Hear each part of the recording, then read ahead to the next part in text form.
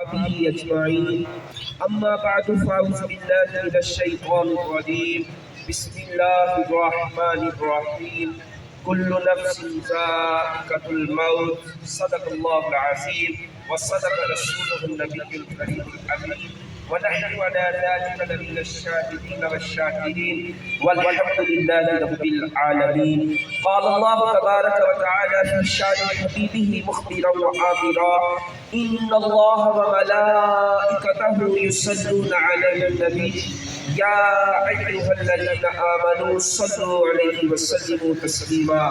بابا سے الصلاة والسلام پڑھیے: الصلاة والسلام عليك يا سيدي يا رسول الله، الصلاة والسلام عليك يا سيدي يا حبيب الله، الصلاة والسلام عليك يا سيدي يا نبي الله، وعلى آلك وأصحابك يا سيدي يا نور الله۔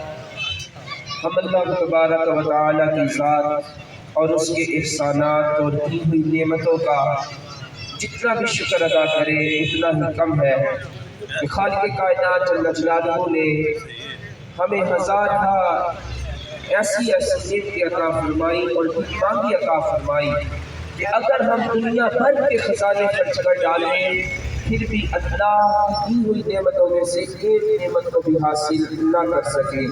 اور اس حقیقت کو اللہ تبارک و تعالیٰ قرآن کریم میں ان الفاظ کے ساتھ بیان فرماتے ہیں۔ فرمایا: وَإِن تَعُدُّوا نِعْمَةَ اللَّهِ، اگر تم اللہ کی نعمتیں گننا چاہو تو لا تحصوها، کبھی بھی ان کو شمار نہ کر سکو۔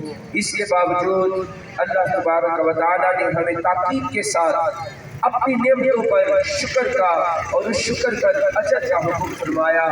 چنانچہ ارشاد ربانی ہے: لَئِن شَكَرْتُمْ لَأَزِيدَنَّكُمْ، فرمایا اگر تم میرا شکر ادا کرو تو میں ضرور تمہیں دی ہوئی نعمتوں میں اضافہ فرماؤں گا۔ اللہ تبارک و تعالی جل جلالہ وعم نوالہ کی حمد و ثنا حضور ختمی المرتبہ احمد مجتبیٰ امام الانبیاء قائد الانبیاء خاتم الانبیاء نبی الانبیاء سید الانبیاء احمد مجتبیٰ حضرت محمد صلی اللہ تعالی علیہ وآلہ وصحبہ وبارک وسلم کے دربار گوہربار میں درختوں کے پتوں سے بھی زیادہ، پانی کے قطروں سے بھی زیادہ، ریت کے ذروں سے بھی زیادہ اور سورج کی کرنوں سے بھی زیادہ، آسمان پر چمکنے والے ستاروں سے بھی زیادہ درود و سلام کے نذرانے کہ جن کے صدقے میں اللہ تبارک و تعالیٰ نے وہ نعمتیں اور احسانات ہمیں عطا فرمائے۔ رون کے محفل معزز سادات کرام، بالخصوص قبلہ والد گرامی دامت برکاتہم العالیہ اور زائرین و حاضرین دور و نزدیک سے آپ اِصال ثواب کے لیے تشریف لائے۔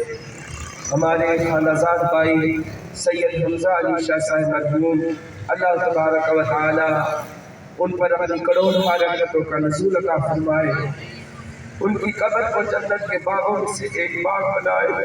اللہ تبارک و تعالیٰ ان کے والدین کو، عائشہ و قریبہ کو، جملہ متعلقین دوست و احباب کو صبر جمیل پر اجر جزیل کی توفیق عطا فرمائے۔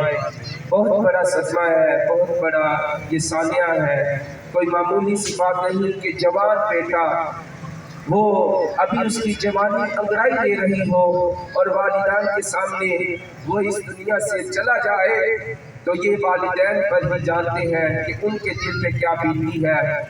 یہ ان کا ہی حوصلہ ہے، ان کی عظمت کو ہی سلام ہے۔ اگر جانور کا بچہ چلا جائے اس کے سامنے، مثال کے طور پہ اونٹنی ہے، اس کا بچہ مر جاتا ہے، بھینس کا بچہ مر جاتا ہے تو اس کی آنکھوں سے بے ساختہ آنسو نکل آتے ہیں۔ یہ تو پھر بھی انسان ہے، اتنا بڑا حوصلہ صدمہ ہے، اتنا بڑا ثانیہ ہے۔ اللہ تبارک و تعالیٰ اس صدمے کا والدین کو نعم البدل عطا فرمائے اور اس صبر پر انہیں اجر عطا فرمائے۔ حضرات گرامی، موت کی ایسی حقیقت ہے جس کا کائنات کے اندر کوئی بھی انسان وہ انکار نہیں کرتا، چاہے مسلم ہے غیر مسلم ہے، موت میں ہر ایک کو آ کے رہنا ہے۔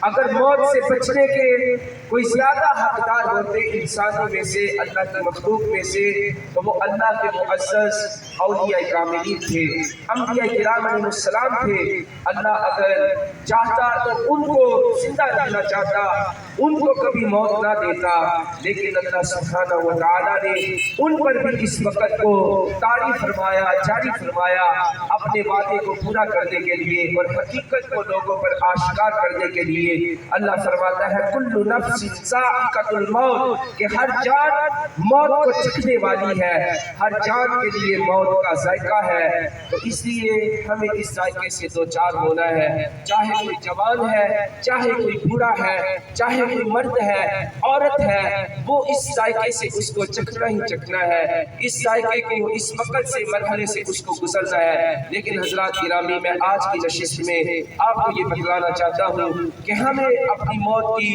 کیسے تیاری کرنی ہے، کیسے فکر کرنی ہے۔ نبی کریم صلی اللہ علیہ وسلم کا فرمان علی شان ہے، تنبیہ الغافلین کے اندر فقیہ ابو الیاس سمرقندی اس کو روایت فرماتے ہیں کہ جب بھی کسی میت کو قبر میں رکھا جاتا ہے، اب موت کے بعد جو سب سے مرحلہ آتا ہے وہ بندے کا قبر کا معاملہ ہے۔ آقا کریم علیہ السلام نے ارشاد فرمایا القبر روضۃ من ریاض الجنہ او حفرۃ من حفر اللیان، او کما قال علیہ السلام، فرمایا قبر یہ جنت کے باغوں میں سے ایک باغ ہے یا جہنم کے گڑھوں میں سے ایک گڑھا ہے۔ اسی طرح حضرت امیر المؤمنین سیدنا عثمان غنی رضی اللہ تعالی عنہ، ان کا قبر کا کتنا خوف تھا، کتنا ان کو فکر تھی قبر کے متعلق۔ ہم بھی آج قبرستان سے گزرتے ہیں، لاکھوں لوگوں کو وہاں پہ دیکھتے ہیں دفنائے ہوئے اور اپنے ہاتھوں سے دفناتے ہیں کئی میتیں، لیکن ہم یہ سوچیں کہ ہم نے اپنے اندر کیا انقلاب پیدا کیا، کیا تبدیلی واقع کی۔ حضرت امیر المومنین عثمان غنی رضی اللہ تعالیٰ عنہ کی فکر دیکھیں، جب جب قبرستان کے قریب سے گزرتے زاروں کی تار آنکھوں سے آنسو بہنے لگتے، حتیٰ بلغ لحیتہ، حتیٰ کہ آپ کی ریش مبارک، داڑھی مبارک آنسوں سے تر ہو جایا کرتی۔ پاس کھڑے غلام حمران وہ پوچھتے، اے امیر المومنین، اللہ نے آپ کو اتنا مقام